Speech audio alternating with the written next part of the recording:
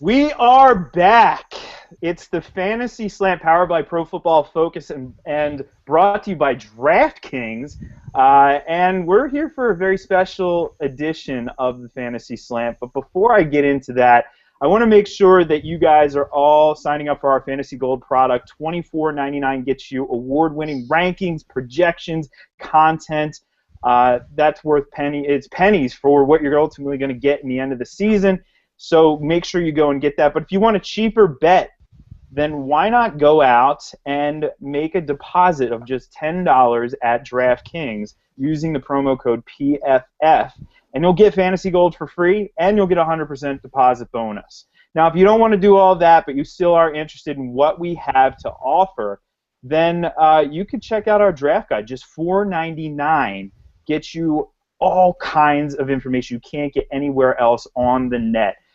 Speaking of the draft guide, this special edition of the Fantasy Slant is about the draft guide. We figured, how can we possibly come up with the worst idea ever that could possibly go down like the Hindenburg? And we came up with the idea of, why not just draft and podcast at the same time? I literally just made a pick during my introduction, and I have with me some of the best and brightest on our staff here, of course.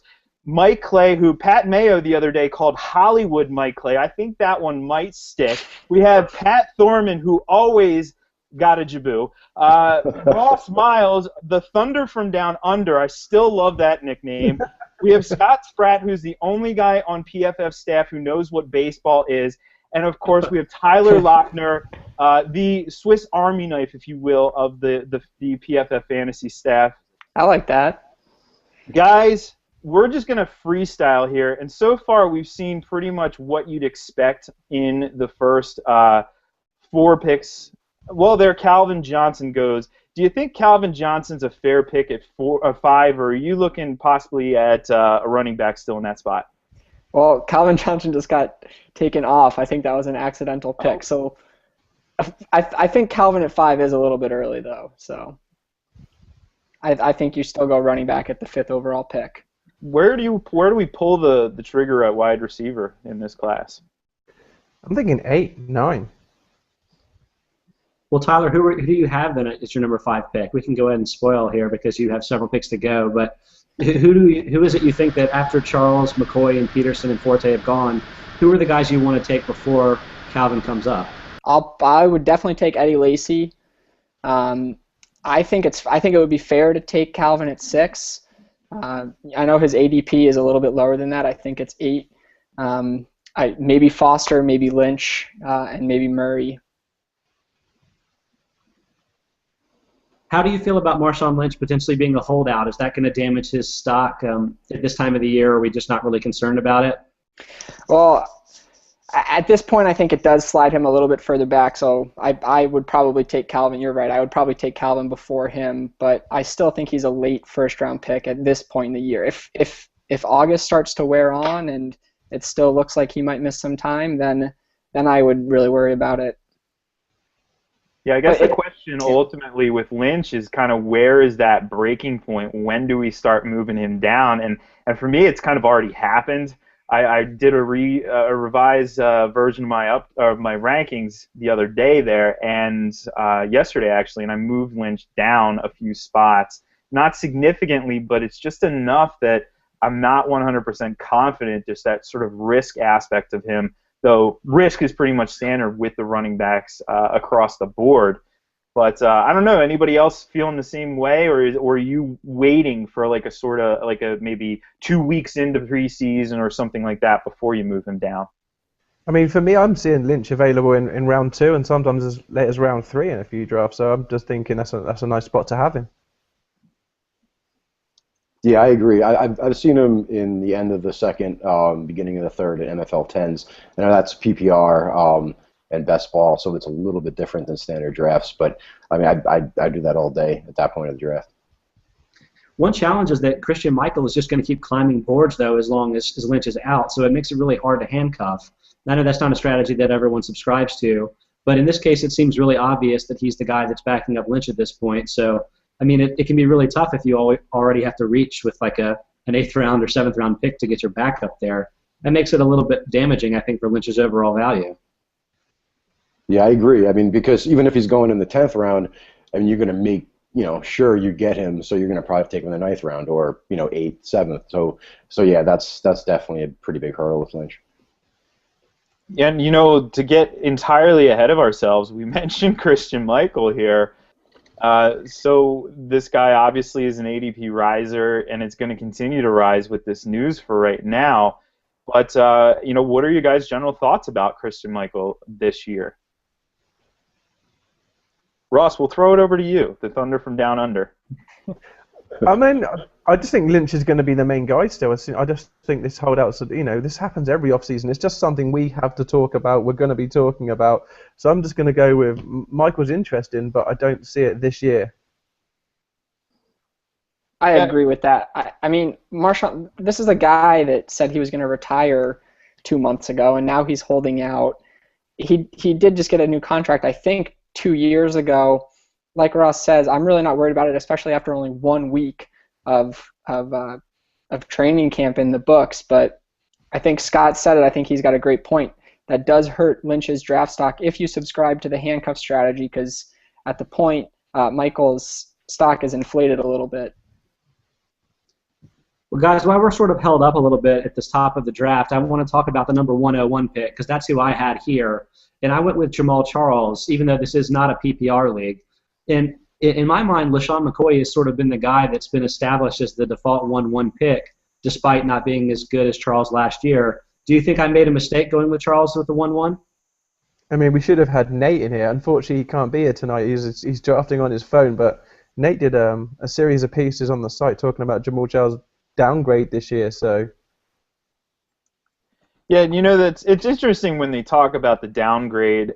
The obvious point that everybody makes is, okay, look at the offensive line, but look at the offensive line last year. Was it really that good? No, it wasn't. So I don't know if that's a fair argument that we can really make with Charles not being the number 1 overall. But then again, to go to the McCoy point, McCoy's losing all these touches. Well, I don't think that he's going to lose as many touches as people think he's going to lose. And you have to look at the way the whole offense is going to play out. It's not like Sproles is going to be banging between the tackles every third play. So this is a really tough one. It's almost a coin flip for me, and I go back and forth between these two as to who's the number 1 overall.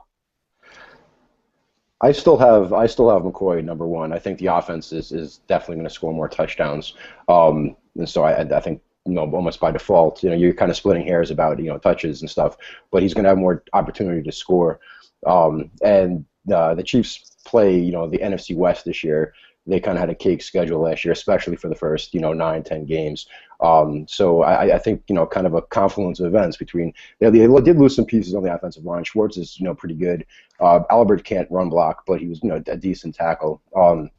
So it tips it a little bit in favor of McCoy for me, but you're kind of splitting hairs with them. And then if you throw PPR in there, I have Forte second.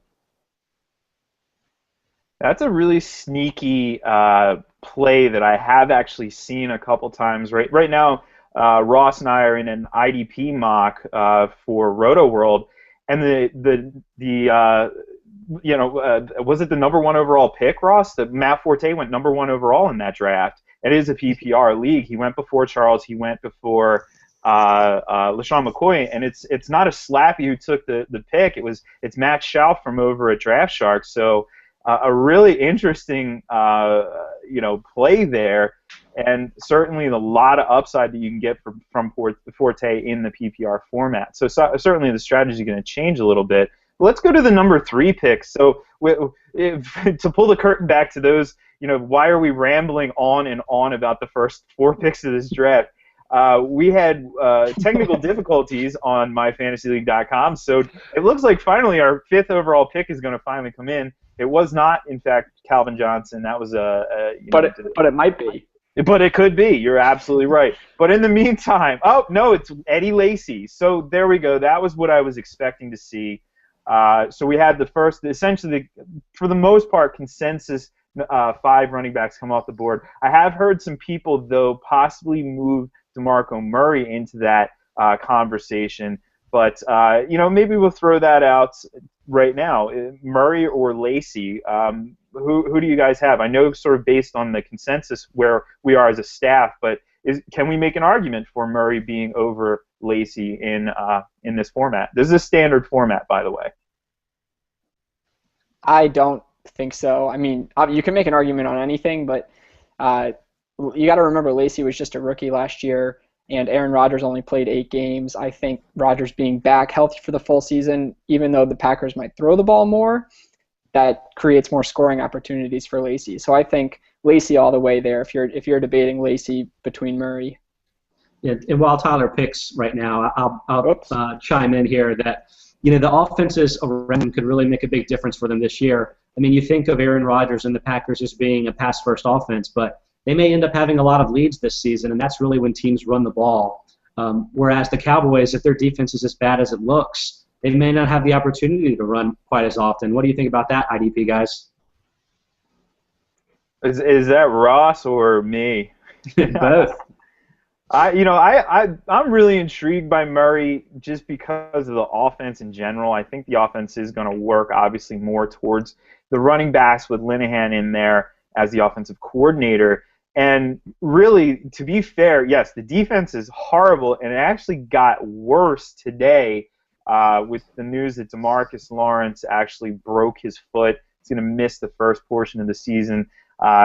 Given an 8 to 10 week timetable, so he'll be back very likely before October, but still, it's not a good situation, and it just keeps getting worse, But the offense is no slouch. We can't really say that this offense is bad. They have a lot of weapons. They have some young talent, and Murray's somebody who, sure, he's not going to have 350 touches this year, but he could do some damage with 290, 300 total touches on the season. So he's intriguing to me. I'm not saying I go with him over Lacey. I have Lacey number 5 overall among running backs, but very, very intriguing. And the point was brought up on Twitter the other day. Are you worried about Murray's injury history? I know he was pretty good last season, but prior to that, he was labeled as an injury-prone player. So does that worry you at all for such a high pick? Well, I don't really, and I've been pretty vocal about this. I don't really look too much into that whole injury stuff. I've never been able to predict an injury accurately in my entire fantasy career. And I actually heard a great quote. I think it was Gene Bramall who brought this one up from over at Football Guys, but he said that Bill Belichick said, if you tell me the players who are going to get injured, I won't play them. So I don't really put too much stock into predicting injuries, I'm not really worried about anything like that. I'm more worried about these guys who get the little nagging injuries than the sort of catastrophic injuries that we've seen out of DeMarco Murray. It's funny that you say that, Jeff, because before you talked about that, I was going to say that's my kind of knock on Murray, is the fact that I am a little bit concerned about his ability to stay healthy for 16 games and carry the ball for that offense. And that's probably why I definitely I do have him below Lacey, because I'm just not convinced he's going to last up to the rigors of the season. So then why do we make the argument for Murray, but we don't make it for McCoy, we don't make it for Charles, we don't make it for Peterson? Why do we, and maybe this is more of a meta topic, but why is the collective consciousness of fantasy so, biased almost, sort of colorblind with certain players in terms of that injury-prone status? It's recency bias. I mean, it's the guys who have been injured in the last year or 2 years. I mean, Matthew Stafford used to be injury prone, but he hasn't gotten hurt in a few years, and so now you never hear that anymore. I mean, Eddie Lacy was hurt last year, and he runs pretty hard. He runs with a style that lends itself to injury, whatever that is. I think stepping on a football field lends itself to injury. So, I mean, you can say this guy's injury prone, but you can't say that guy's not injury prone, because that's a mirage. I mean, because that guy could be injury prone in one snap.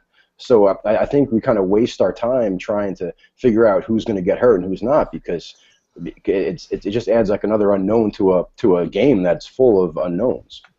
Someone needs to explain to me Darren McFadden. Surely this is the guy. I was going to say it's true there is recency bias, but for some players it's more than just recency bias. I mean, Jeff, you compared him to LaShawn McCoy or Adrian Peterson. I think McCoy has only missed 2 games in the last 3 years, and Murray has never played 15 games in a season. He doesn't have a big, lengthy career to look at, but he hasn't shown yet that he can last for 16 games. Yeah, in the same right, though, it's not, off the top of my head, I'm trying to think of how many games he's missed total, though. It's not like he's missing, like what we saw, for example, out of Arian Foster last year. That's true. It's the same degree. And really, show me a football player who's not injury prone in some way, shape, or form, and I'll show you a football player who's not playing hard enough, right? It's the nature of the game in some ways that you go out just by stepping on the field, you're at risk for injury, just part of this game.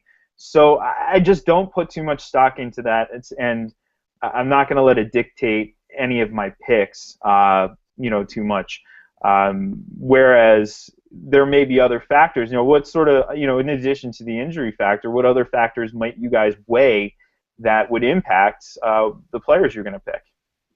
Well, that's sort of what I was going to say, Jeff, with respect to Charles, McCoy, and Peterson and Forte. It's not just the lack of injuries that are the reason that we have them at the top of the draft. It's also they have multiple years of proven consistent performance. And for me, some of the players with a shorter track record, I have a little bit less confidence in my ability to accurately forecast how effective they'll be because we just don't have that same track record. So I think maybe that doesn't really explain everyone's love for Lacey's necessarily. I think that might be for other reasons, but I think that is the advantage they have over Murray for certain. Now, good news, folks. We are at pick 1-8. Demaryius Thomas went off the board to Tyler. And we were waiting for Akshay Anand to finally show up to the draft now, 21 minutes late. Part of the fun is that half the drafters, so who do we have? We have Dan Schneier, Joey Cardilano, the Sean Siegel, Michael Moore, and Akshay, and Nate Yonke, not in this podcast. So that means we can talk trash on them this entire podcast, and they'll never know about it. But now, well, here's something. I wanted Jimmy Graham at 1-8, but the second I saw that Sean was drafting in front of me, I think Sean would have taken Jimmy Graham at like 1-3. He's in love with the no running back strategy, and he should be here to defend it because he always defends it well. But do you guys, we'll throw it out there, do you guys think getting 2 running backs in rounds 1 and 2 is essential this year, kind of like it has been in recent years? I think it's if you're playing like an MFL 10 or a best ball format, then I think you can definitely go with Sean's, there's no running back theory kind of thing. But in this kind of setup when we no PPR, I think you really have to get a running back in round 1 or 2. It's really tough. You have to, almost be a lights out drafter, which obviously Sean has proven he's one of the best in the industry at what he does, being one of the high-stakes champs of last year. It's tough, though, because you have to nail those running backs. I think maybe not rounds 1 and 2, Tyler, but how about coming out of the first 3 rounds with 2 running backs? I think that's a really viable strategy this year, especially with the running backs we're seeing in that round 3 range. I don't want to get too far ahead of us. And Pat goes to Marco Murray at 111. Gotta love it. Gotta love it. Absolutely. And Mike takes Gronk. There's another injury player. Gronk's an interesting injury player. It's like he's had all these injuries. Hold on, let me make my pick. I'll get back to Gronk. Mike also took Le'Veon Bell, who he doesn't typically go for. So I'm a little surprised by both of Mike's picks there. And we had Monty Ball go at 10, but we had Monty Ball go before DeMarco Murray, which is interesting. I took another injury-prone player with Julio. No, that Rob Gronkowski pick, though, is probably one of the more interesting ones because it's a very different offseason for him. He's now, last year it was, he's not practicing, who knows when he's going to be on the field. Now it's, he avoided active pup. He's not necessarily 100%, but he's going to be ready. And, his ADP is skyrocketed. Now he's legitimately right where Mike took him, I think. His legit spot at that 112 overall. Thoughts on Gronkowski? Tough to take him when guys like A.J. Green are still available. I'm just not sure, especially in a format with 1 tight end and 3 receivers, that makes a lot of sense to me. I can hop in here now. I was quiet for a while because I'm trying to get people in here to to draft. I got Eli in to replace Akshay, so I think we're smooth sailing now. We should be able to get this nailed down in about 45 minutes. I was just berating your picks, Mike. So tell us what your thought was. I heard that. That's why I had to hop back on. I was about to come to your defense. I was going to say never question the boss, but yeah. I mean, here's my 2 cents. I mean, the way I look at it, frankly, I think Gronkowski getting healthy now. Obviously, he's not a sure thing, but there's a lot of people in that boat. I mean, a lot of people are ranking Julius Thomas ahead of Gronkowski. Thomas missed games last year, and he has a long history of injuries too. So, the way I look at it, I think Gronk actually getting healthy hurts Jimmy Graham as a first-round pick because, if you can get a guy that's probably on a per-game basis going to be better than Jimmy Graham a round or two later, it actually makes Graham less appealing in the first round. So I'm not even thinking about Jimmy Graham in the first round. So, I like Gronk right at the turn there. I think he's arguably the most valuable player in fantasy when he's active. So I'm perfectly fine there. I like waiting at tight end like most people, but wide receivers deep enough, I can go Gronk there and running back, and I'm happy.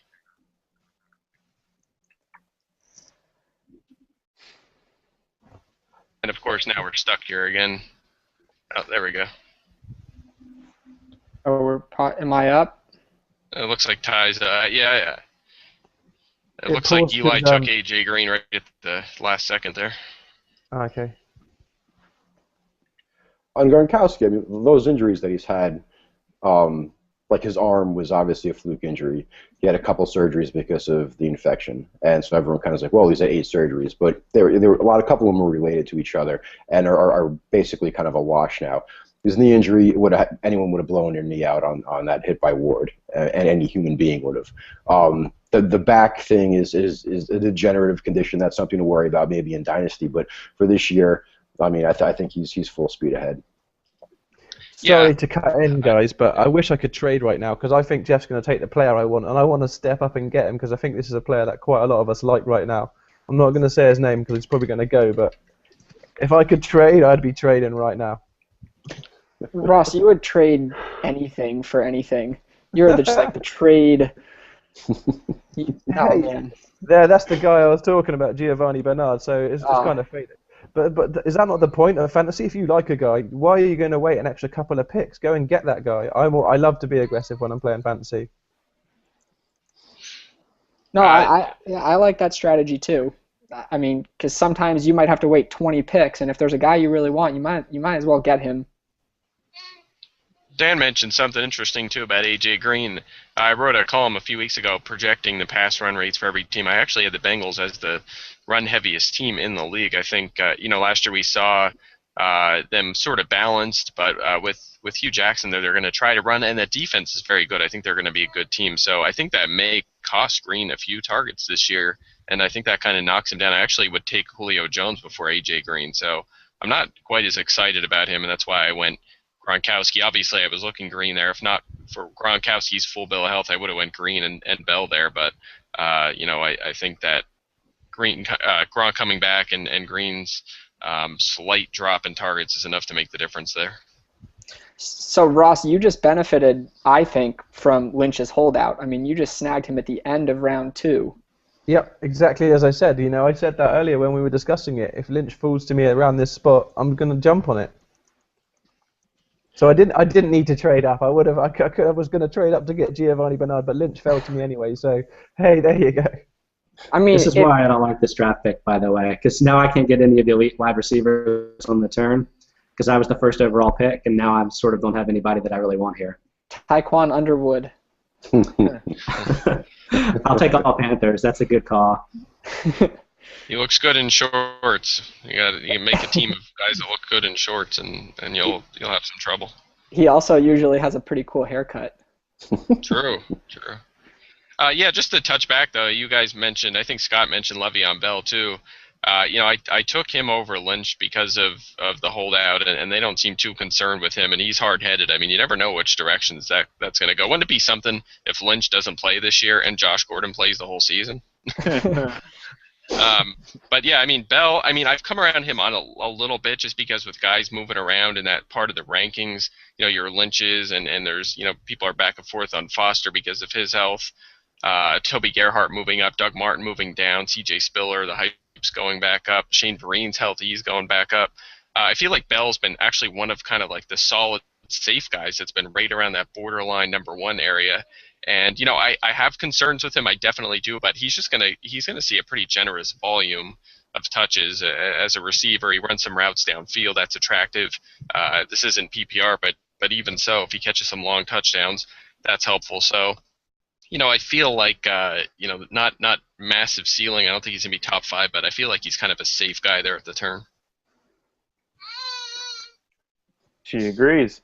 I think he's safe. Yeah, I definitely think he's safe too because of the catch volume. But I'm also with you that he probably isn't a tremendously effective player without a huge workload, which he'll probably get. So. All right, so let's key back in on what has gone on here. So right at the end of the second round, we see both Green Bay wide receivers go back-to-back. Then Lynch went. Scott, in a tough position on the turn, takes 2 running backs.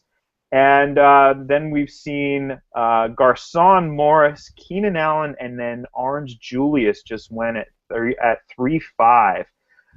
So interesting developments here so far. Scott, very intriguing. 3 running backs after the first 3 rounds. Care to comment? It's obviously not the way that I prefer to build my team. I really like to get one of the better receivers in the first 2 rounds. But for me, once Antonio Brown was off the board, there wasn't anybody there that I particularly liked. And I could reach and take one of the guys there like Larry Fitzgerald that's on top of my list. But guys that are similar are going to be there for me on the next turn. So I felt like it made more sense to go ahead and grab what I thought were the best available players, even though it doesn't really fit with my team building strategy. Yeah, sometimes you just have to go with the flow of the draft. As Ross pointed out, one of the quotes I had from last week, it's improv. It's improv, guys. You don't know where this draft's going to go when it starts. Every draft has similarities, but they're also going to have differences. And if you don't have that ability to just sort of go with the flow, then you could be locked into a pretty bad team after all things are said and done. Joey Cardilano took Peyton Manning, 3-6. Too early, too late. What are your thoughts? It's not too early if you're the guy picking him, but it's too early if you're not the guy picking him. That's deep, man. It's 1:30 in the morning for me. You know this. I'm getting deep. I don't know. I mean, is he even going to be the best quarterback this year? I mean, is Aaron Rodgers potentially going to be the best quarterback this year? I don't think I would ever be even if I wanted to pick a quarterback early, I don't think I would do it first. Just because between him and Rodgers, maybe Breeze, it's kind of a toss-up. I mean, I don't think Manning is so head and shoulders above everybody else, especially with the schedule changes. There's going to be some natural regression. He's not going to be going for a touchdown record most likely, so he's not going to be putting up however many touchdowns he did against Houston last year, where he was setting that record. So I don't know. I'm a late round quarterback in general, but I think that there are better values at quarterback even throughout the mid rounds. I agree with that. I wouldn't be taking Peyton Manning in this setting in the 3rd round, but in Joey's defense, the 3rd round here is kind of funky because in years past there's been a trend by the 3rd round. You're either taking a lot of running backs or a lot of wide receivers.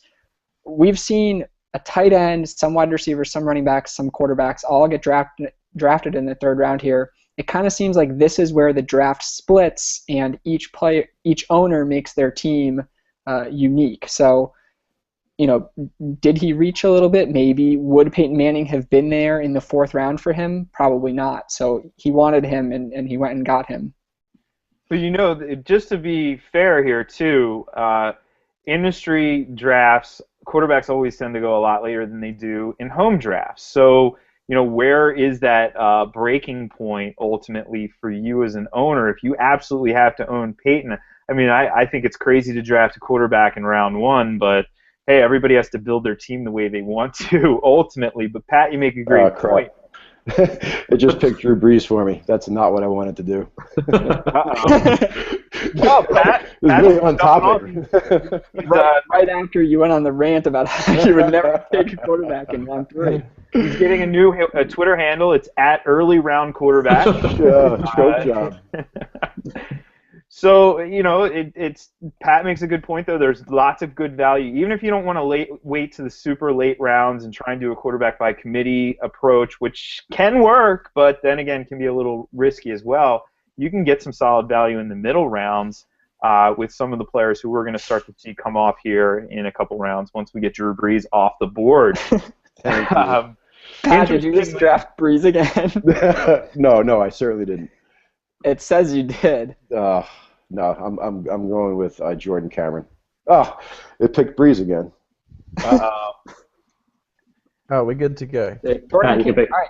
So Jordan Cameron in round 3, that is a little higher than his ADP. Yeah. I'll explain that in a second, just as soon as I see Drew Brees not next to my name anymore. Okay. So this is awesome radio for everybody out there listening. Yeah, my apologies. We got to love the technical difficulty, but Tyler, you bring up a great point. Jordan Cameron in the end of the 3rd rounds. That is certainly an early spot for him in terms of his ADP. So, Pat, do you want to clue us in on the thought process here? Well, there really is not a running back that stands out to me right now that I want to pick. There's a receiver that I want to pick, but I don't think Mike's going to pick him here at the turn, so I think he'll be available to me at 4-2. So this probably would have made a little more sense if I picked the receiver first and Cameron in the 4th. Mike, that's not an invitation to try to find out which receiver I meant. Okay, that's one. Yeah, Pat, you definitely had an opportunity to wait there because Mike already took Gronkowski. There's probably little chance he would have gone with the second tight end so early. That's a great point. I also was kind of under the gun with that whole Breeze thing. I can't believe Tyler just called you out like that. We could have slid that one under the radar. Oh, that's fine. That's fine. Was that your player right there? No, he was not. This is my player here. Now, Mike, if you're on the board here, I think Andre Johnson at 4-1 is pretty good. I know we're not in a PPR league here, but that's pretty solid for a wide receiver that has averaged 1,500 yards and over 100 catches each of the last 2 seasons. Yeah, I mean, I'd be a little more comfortable with him as my 2, obviously, just because he's up there in age and having trouble with his contract. Of course, we know about that, or I guess not necessarily his contract, but with the situation there in Houston, and obviously the quarterback's not that great. So obviously some concerns there, but I do have him as a borderline 1. So considering that I got Gronkowski, I'm happy with my 1-2 punch at running back. I certainly can't complain about Johnson. The thing is, wide receiver just so deep with intriguing talent in the mid to late rounds this year. I'll have no trouble later on just loading up on guys I can rotate in. If Johnson goes down, I don't think that I'll lose a ton, replacing him. Pat, though, I'm interested to hear your thoughts on Michael Floyd. I do think he is quite a bit overrated this year. I mean, that was my guy last year. I loved him as a wide receiver 3. But I'm kind of shocked to see him that high. When I watched him on tape, I just he has a lot of natural talent. We know that, but I don't know. I just think that we kind of saw a ceiling last year. I don't think that he's going to go terribly higher in terms of per play ability. I think certainly when Fitzgerald disappears, he could step into that number 1 role, but. I'm not sure if we haven't seen his ceiling. I think he kind of tails off as a mid-pack, maybe wide receiver too. So I'm interested to hear what you think of him. Well, I mean, even last year over the second half of the year, he was wide receiver 13, and he was playing through injury at that point, and he had 2 weeks, maybe 3, where he really did nothing. Because he was hampered by that injury. His red zone conversion rate last year was not very typical of what he did at Notre Dame, of his body type and kind of what you'd expect out of him. So I think even if that kind of regresses a little bit, positively, that's going to certainly add a little more scoring. He's going to see more targets this year, I would imagine. I think Palmer's going to take a step forward. Their offensive line certainly going to take a step forward. That was by far the worst offensive line in the league last year. Palmer had pressure in less than 2 seconds more than any other quarterback in the league, and he's a quarterback who did very well with no pressure. And when he did have pressure, he was abysmal. I think he threw 15 interceptions while he had pressure. So I think it's going to be a conglomeration of a number of factors. Fitzgerald's going to be playing mostly in the slot. He's probably going to out-target Floyd But I think Floyd is going to be more of a big play guy. He's going to have more. He's going to have more touchdowns. Fitzgerald's going to have plenty of looks in the red zone.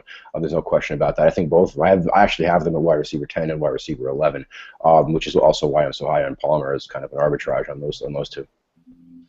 Interesting. Yeah, I mean, you mentioned you think Palmer will take a step forward. See, that's where I'm a little pessimistic. I mean, quarterbacks also, this is something to think about. Almost every quarterback does not make it through every snap of the season. There's only a handful of quarterbacks that do that. Palmer was one of those guys last year, and at his age, that's kind of hard to believe. So I definitely would expect him to miss a little bit of action this year. I think that kind of takes away from his value a little bit, and also from the offenses. I lost my train of thought too now. Where was I going with that? Oh, I don't know. Well, I mean, the division is definitely a worry. I mean, they're going to play Seattle twice. The good thing is they get San Francisco early before Eldon Smith gets off his suspension. Obviously, Navarro Bowman's not going to play, and they get him week 17, which isn't going to matter for fantasy. So that kind of washes away the San Francisco fear. St. Louis is obviously a fear, especially with that pass rush against an offensive line, which it will be better, but is still, especially on the right side, not really, too stiff. Put it that way. I just feel like that offense had played a little bit better than it should have last year.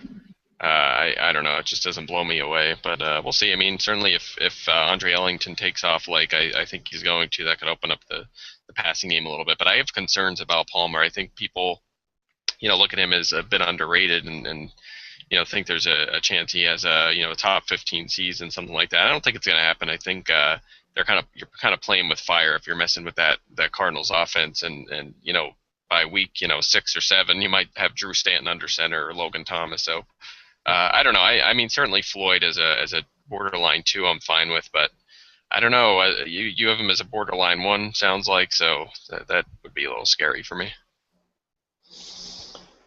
Yeah. How about let's shift over to Michael Crabtree, Joey at 4.7. What do you guys think of him? I think he's horribly overrated this year. I just can't get behind it, especially with Stevie Johnson, Anquan Bolden, Vernon Davis.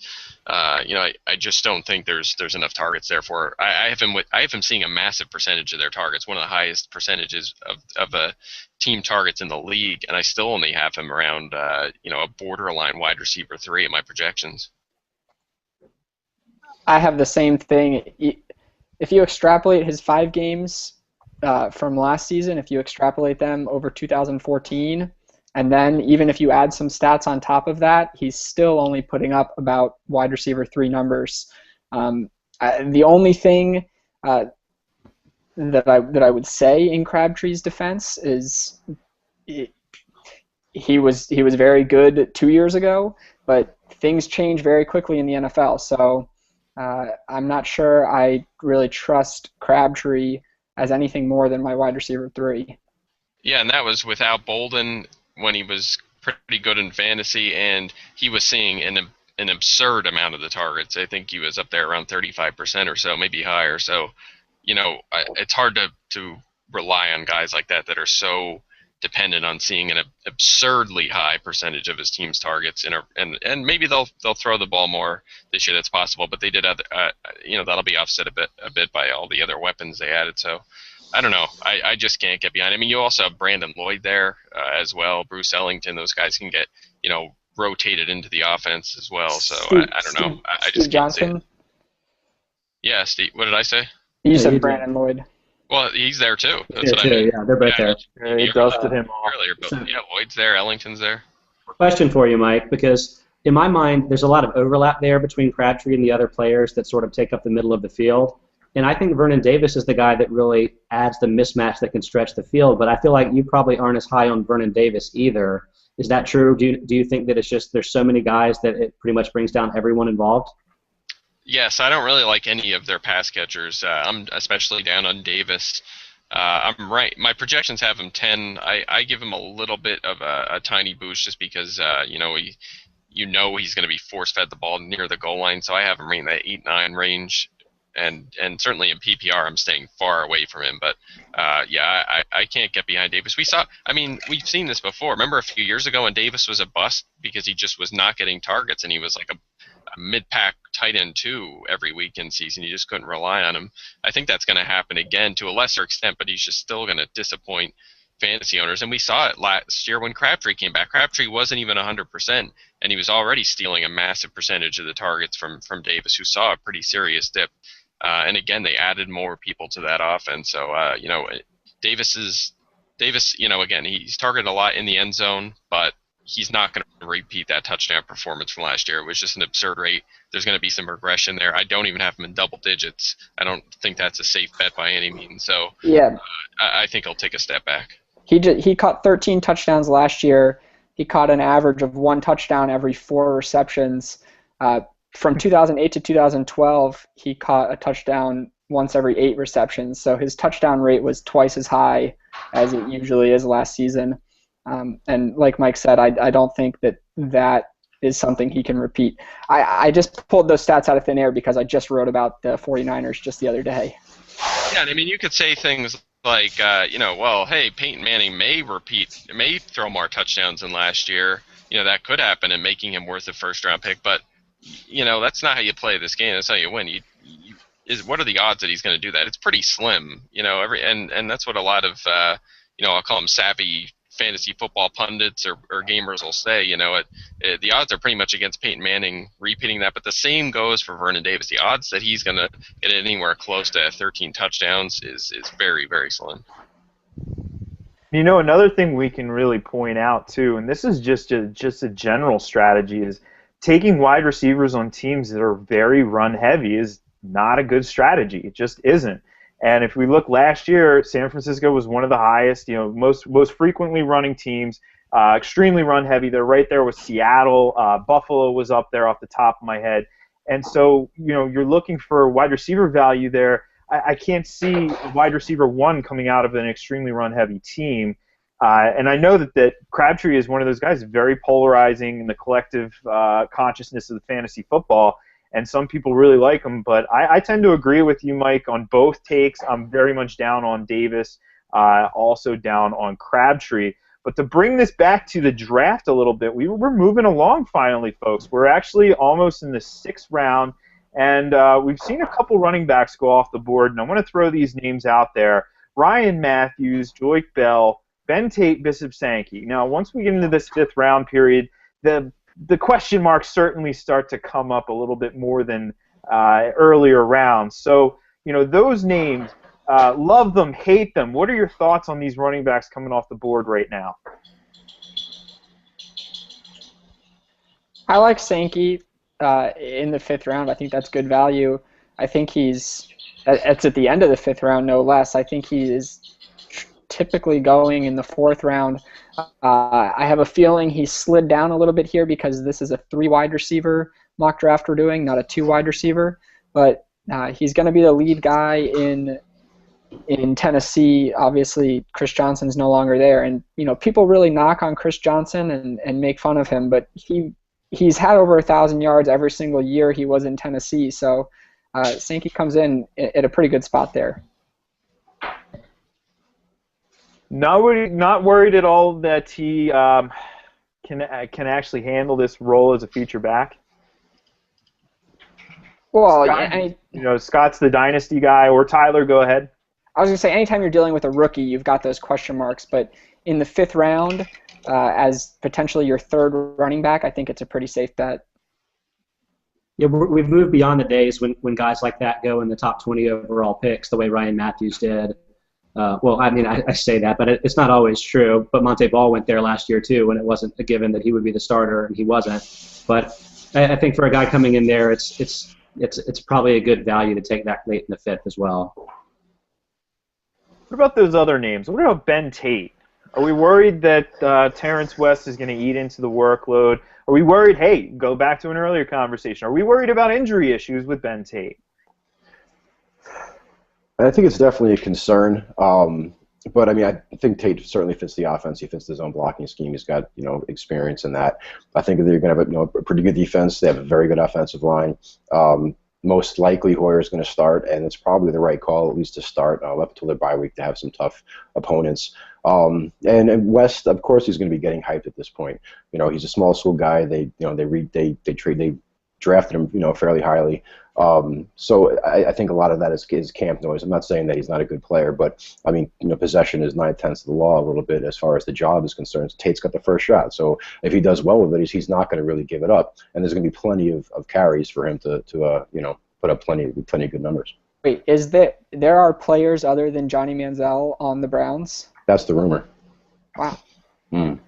Weird. That's interesting. The workaholic Johnny Manziel, staying late after practice, now fully grasping the playbook. One thing that came out about West, and I know at this time of year, lots of fluff coming out from all the coaches. Everybody looks phenomenal. Everybody's a future Hall of Famer, but West drew a comparison to Brian Westbrook. And as a Philadelphia guy, my ears perk up anytime I hear something like that. I personally didn't see it. In the little bit of tape that I saw out of Towson, very grainy cell phone footage tape from Towson there on West. I really didn't see that sort of ability in his game. That's not to say it isn't there, but certainly does fit that one-cut zone blocking system. It's going to be interesting. It's going to be interesting to see. Hey, we've been waiting for how long to see Tate in the feature role. So an intriguing player there in the 5th round. A couple more intriguing players coming off the board, and one that I'm really honing in on, a very polarizing player, another polarizing player who went off the board at 6'3", Ruben Randall to Dan. Now, I know Dan Schneier took this. He's a bit of a Giants homer. But Ruben Randall, okay, how are we evaluating this guy now coming into essentially a new offense with maybe a revitalized Eli Manning? What are your guys' thoughts on Ruben Randall? Well, Randall's been a bit fortunate early on in training camp, and I normally ignore most things that happen this time of the year, but the fact that Odell Beckham has been having so much injury problems with a nagging hamstring injury, I think that really helps Randall gain a foothold there, where otherwise he might be sort of competing for touches early in the season. I drafted Cruz late in the 3rd round in this draft, and I was a little bit skeptical to do that because of New York and how poor their offense was last year. But Eli Manning really has nowhere to go but up from last season. Nix is no longer in the picture, so Randall does see an increased role. The big thing I worry about him is dropping the ball. Not so much from a fantasy perspective. There's really not many players you can point to that say they drop the ball so much it annihilates their fantasy stock. But we know that Tom Coughlin is not afraid to put players on the sideline if they don't perform. So if Randall drops the ball a lot, he may lose snaps. Now, to be fair and play devil's advocate a little bit here, we're going from a Kevin Gilbride offense that had a lot of option routes, really puts a lot on the receiver to essentially be in tune exactly with the quarterback, where now it's a much more simplified offense in Ben McAdoo in his system, where they're really emphasizing getting that ball out quick. We've heard that over and over and over in the media lately, where Randall won't have to think as much. So that certainly does bode positively for him. When these players are thinking, just like anything, when you're not acting naturally and you're thinking too much about something, you're more prone to make mistakes. So potentially that might have been part of it. Now I can't say for certain. It's all speculation on the sidelines here from me. But it is interesting, and I actually, Tyler, really like that Victor Cruz pick. I've been warming up to him more and more as the season has gotten closer, and I think that's a really nice pick there in the 3rd round, even in a non-PPR. I think he's going to get plenty of action. And I don't know, I'm going to throw this one out there because I know he's a bit polarizing. Do you guys agree or disagree on Victor Cruz? Well, I like him. I mean, I just drafted him. He really takes over the number 1 role in New York. We know the Giants are going to be passing the ball. His touchdown, I think he's a little bit undervalued this year just because of how bad the Giants were last year. Obviously, that's going to give anyone a little bit of pause, just like it gave me. But he's the number 1 receiver in a pass-heavy offense. In 2011 and 2012, he was one of the best receivers in terms of fantasy points per opportunity. It was down last year just because nobody on the Giants scored any touchdowns, but I think that's going to I'm not saying he's going to blow up and be a number one wide receiver, but I think he's a very safe wide receiver too. And we certainly know the upside is there. With Cruz, we've seen the ceiling, and really that's how I tend to build my rosters is target those guys who potentially may be some higher ceiling guys when the value's right. So we're now finally, it looks like we've had about 5 different picks here at 604. Thanks to Akshay, still continuing to help us out on this draft. But can I just touch on Cruz a second? Because Cruz's big season came when he played most of his snaps as a slot receiver, and now what we're talking about is with Beckham there and Randall there. Is Cruz going to be in the slot? I mean, if that's where his success came, is he going to still have the same role in that offense? Honestly, Randall's not going to play in the slot at all. But Mike, if you're still with us, I think you're probably the most qualified to speak on that one. Who are we talking about? I'm sorry, I'm playing administrator here too. What's the question? Victor Cruz. What sort of distribution of snaps do you think we'll see outside the numbers and in the slot? I think he'll be in the slot quite a bit. I mean, that's where he's been a majority of his career. 2 wide sets, he'll be out there with Randall, both of them on the outside. But they're going to be in the 11 quite a bit. So you're going to see Cruz inside and Randall and, of course, Odell Beckham on the outside. That would be my best estimation of what they're going to do. When Jarrell Jernigan comes in, you have to imagine they're going to rotate him in, considering how well he played down the stretch. That may change a little bit. They may work him inside a little bit. And of course, we saw that Mario Manningham's back, too, and he's projected to make that 53-man roster. So that could be a headache early on for people taking a chance on Beckham. But I like Cruz. They're talking about maybe 100 catches for him. I could actually see him getting close to that. I think I have him at 88, so I do like him as a borderline one, and I like that pick where he went early today. I was hoping he'd fall a little bit. So we should be seeing him essentially playing very similar role this season as he has in the past, but the offense, of course, is going to be different. Now, taking a look at some of the picks that have gone off the board, Christine Michael, 6th round.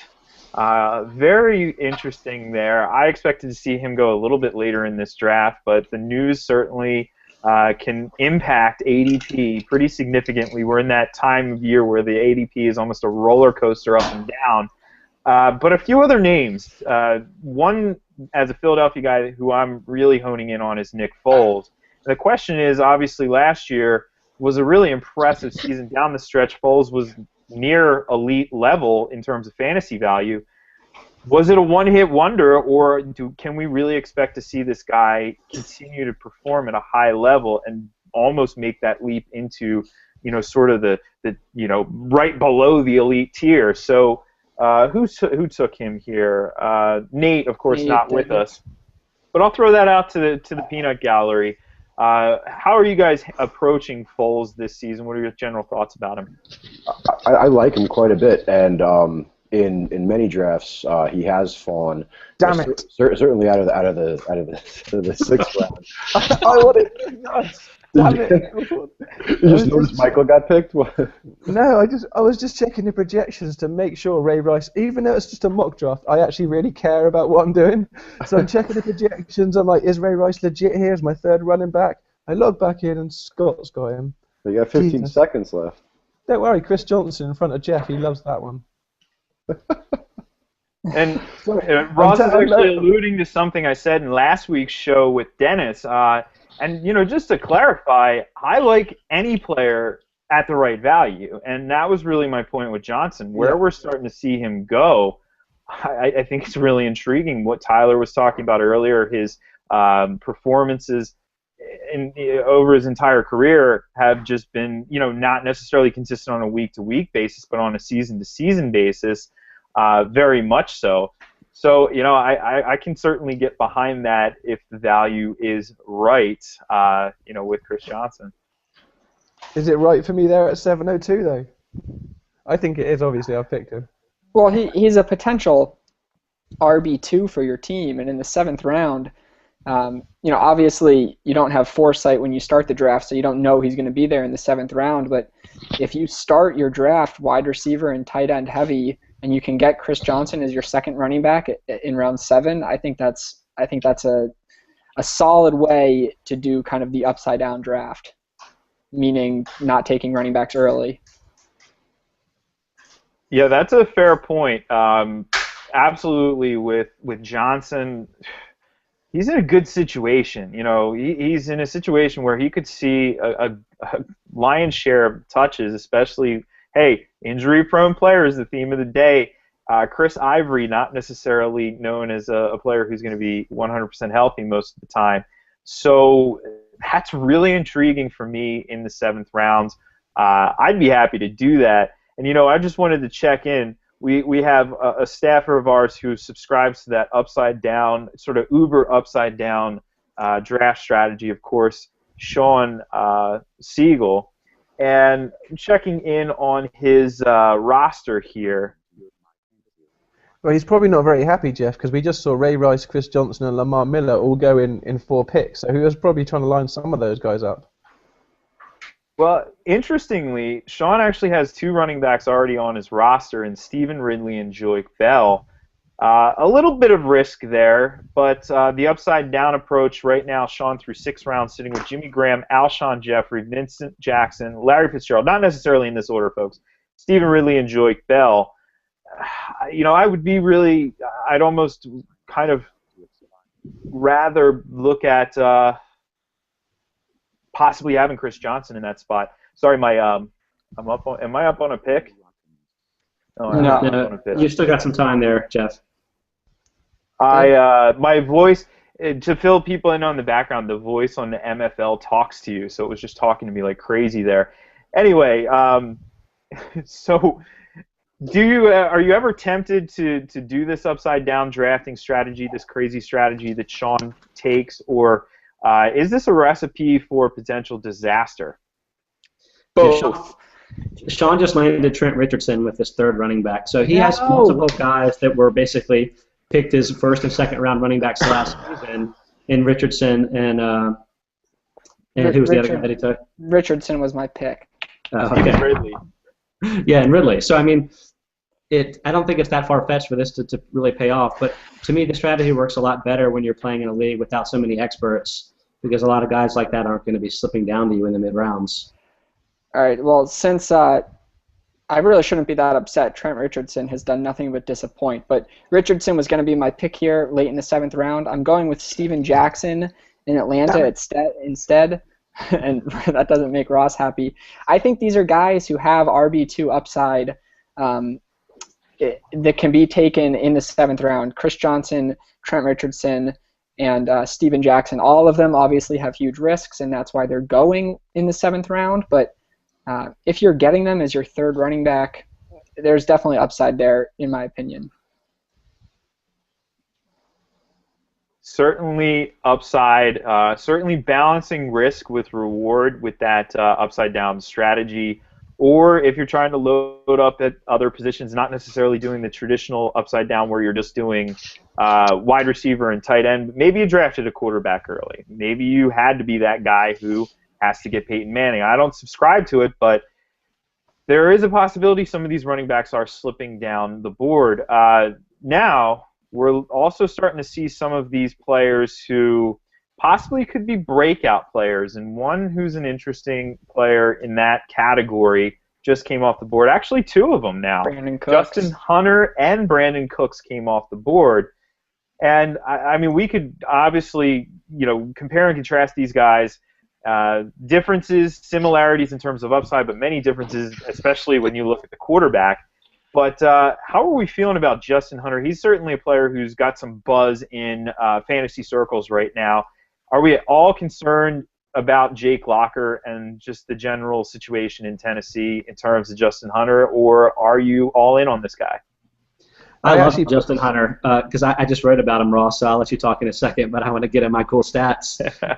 He only managed about 300 snaps last year, but he had a very high points per snap rate, in part because he had several touchdowns despite the limited work. But you could see that the Tennessee quarterbacks were very ineffective throwing the ball to Nate Washington last year. And people I don't think have realized yet that Hunter may be the primary option on the outside there for Tennessee. he's going to probably triple his snap total and could see just a major increase in both his catches and yardage this year. So I think he's a really great value in the mid-7th tier. Yeah, I was just going to add that I put out on Twitter this week as a question, who are people's biggest fantasy sleepers this season, and Justin Hunter was the name that came up the most.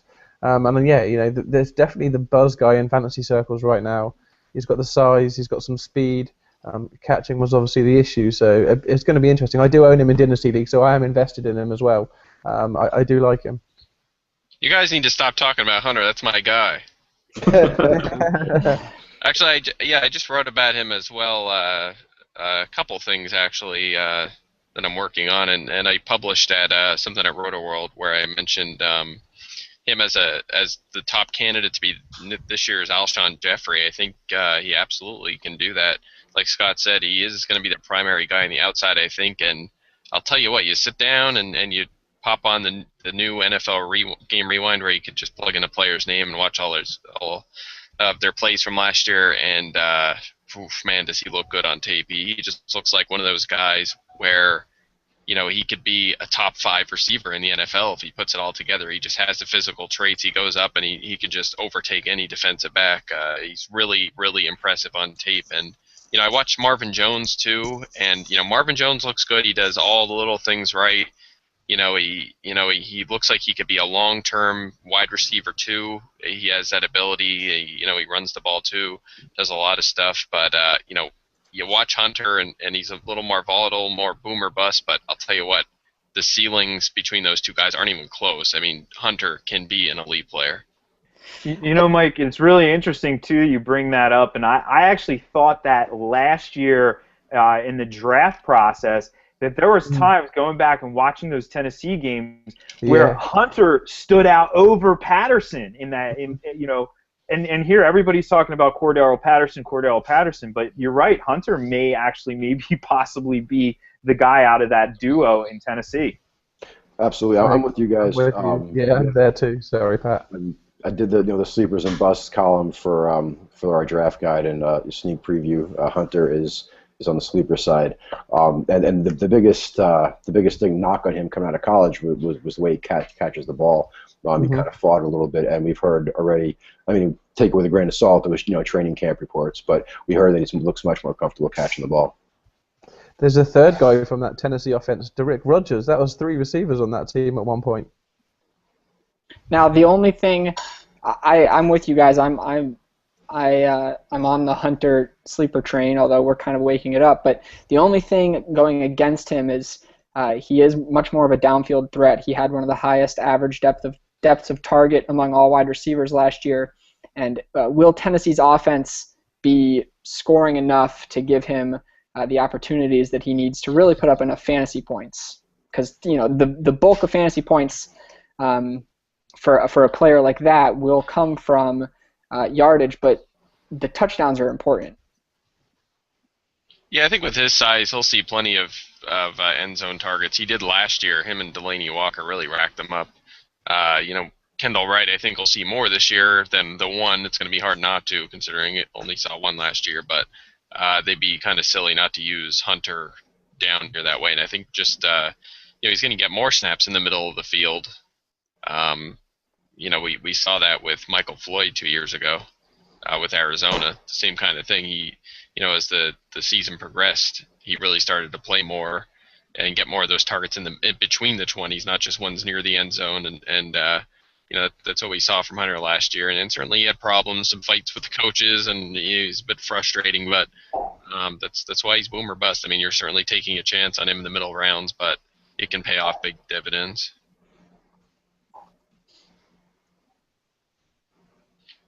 All right. Matt Stafford. Yeah, Matthew Stafford I took at 8-10. I actually really liked that pick. I was almost certain, Mike, you were going to take him there at 7-12 and 8-01, but you went Greg Jennings and Terrence West. Now, Greg Jennings is a pick that stands out to me. He's a guy who I think a lot of people are generally down on. So what was your thought process behind taking him?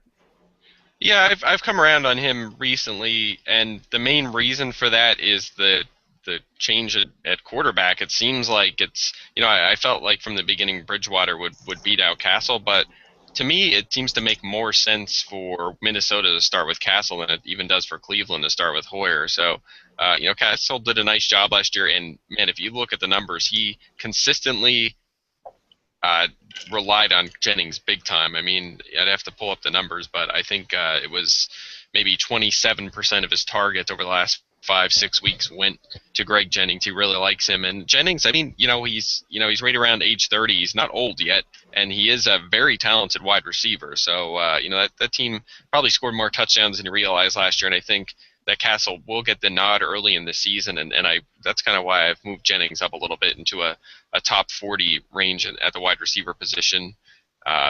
Even I think that offense can support both Jennings and Patterson, and I like that pick. He's my number 4 wide receiver, a candidate for my flex spot. So, I think he's probably a bit undervalued right now. Now, this is actually the point in the draft where a lot of these undervalued players are coming off the board. We see, Pierre Thomas, Jason Witten going in the 8th round, both of those players, interesting. And then some players who, I don't know if exactly we could say undervalued or not based on situation, but the guy I'm really keying in on here, Pat, is Bernard Pierce. Not only because he's a fellow Temple Owl like me, a little shout out there, but because of the situation, I still feel, I feel, Kubiak coming in, zone blocking system, since his days in Temple, I've thought, this guy is very similar to Arian Foster in body type. He's very similar in running style. And it all just seems to fit so much more so than Ray Rice. Now, obviously, the 2-game suspension, that's in Rice's favor compared to what it could have potentially been. But this pick is interesting, and I wouldn't be shocked if there's much more of running back by committee than maybe we'd expect going into this season. So, Pat, maybe obviously you're probably thinking along the same lines, but just what are your general thoughts about Bernard Pierce? Well, like you said, I think the 2-game, it would have been nice if it was more, for a lot of reasons. But for Pierce's benefit, it would have been nice if it was more. But like you said, he's a good fit for the zone blocking scheme. I mean, that offensive line last year was obviously a disaster, but they got rid of their 2 worst players. I mean, Gino Gradkowski was an absolute debacle, and he was at center. He's replacing Matt Burke. I mean, he was a guy who kind of held that line together for a long time. They got rid of Michael Oher or whatever to Tennessee. I can't believe that they gave him such a big contract. I think that offensive line is going to take a big step forward, and it's funny, but I think that Flacco is actually going to take a little bit of a step forward too. I think Kubiak's going to be able to do for him a little bit of what he did for Matt Schaub. So I think the whole offense is actually going to be a little bit better and could surprise some people. And Rice is obviously going to get a chance when he gets back week 3, but I think Pierce does have the ability to run away with it. You mentioned the offensive line, and just a quick shout out to the draft guide. We do have offensive line rankings. Our great Nate Yonke, who probably watches more football than anybody out there, went through and graded out the offensive lines for fantasy purposes. He has the Ravens in the middle of the pack, which I think is fair. Certainly a step forward from last year. And if they take well to this these zone blocking concepts, we could see a lot more running out of this Ravens team. I don't think we're going to see much less because they were really bad last year. The worst team in terms of yards per carry at just 3.1 yards per carry, so just abysmal from that standpoint, but should bode a little bit more positively.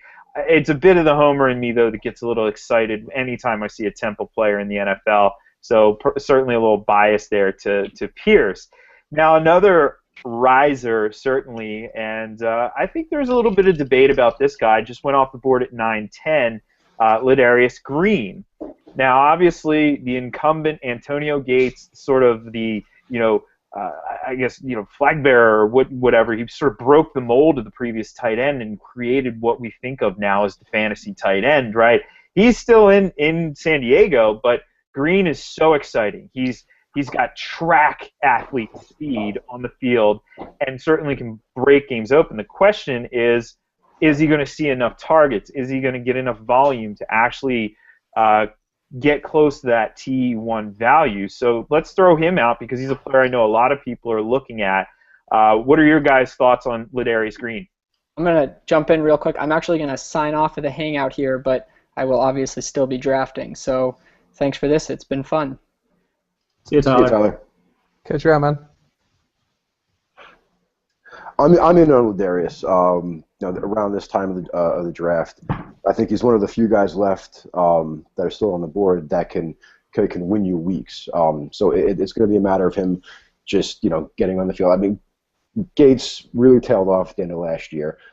This is a team that they tried to run as much as possible, and they actually were able to walk that tightrope for the rest of the season and make the playoffs.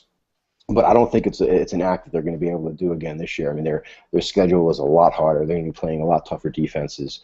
I think they're going to have to score points. So I think they're going to need playmakers on the field, and I think they're not going to have much of a choice but to play with Darius, and certainly could benefit, especially in the 9th or 10th round.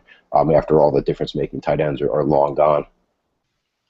Yeah, and those are really intriguing points to draft tight ends. You're not, you could be putting yourself in a bust situation, but the boom is also pretty big there too.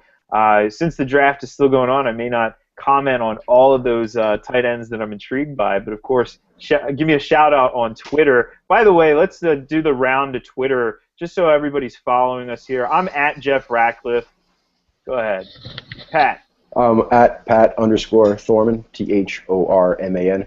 I didn't get here early enough to get that little fancy thing around the bottom of the screen, so sorry about that. The beautiful thing is the podcast people won't know anyway. Ross, Twitter. At Ross Miles NFL. Scott Spratt. I'm at PFF_Scott Spratt.